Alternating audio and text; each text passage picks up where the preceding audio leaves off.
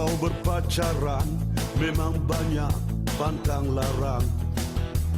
Menjaga susila ibu bapa adik abang.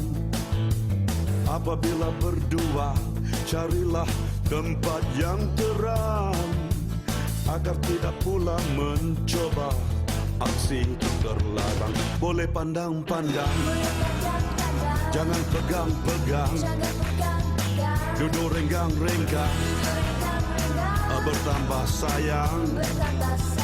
Biar malu-malu, biar segan-segan, karena malu itu perisai orang beriman.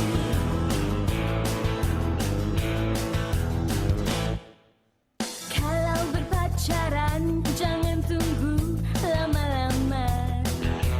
Kalau dah berkenan, jumpalah ayah dan mama. Hantarkan rombongan meminang dengan segera.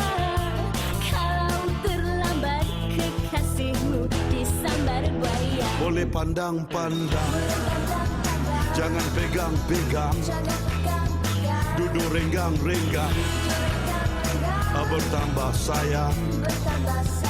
Biar malu-malu, biar segan-segan, karena malu itu perisai orang beriman.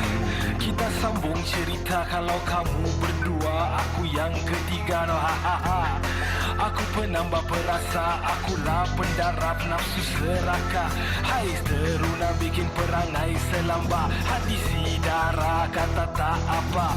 Berani buat terima pada, kalau tak sedia ucap syahadah. Boleh pandang-pandang, jangan pegang-pegang, duduk renggang-renggang, bertambah sayang.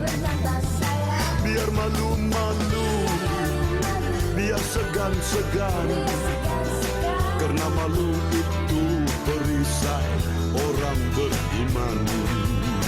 Boleh pandang-pandang, jangan pegang-pegang, duduk renggang-renggang, bertambah sayang.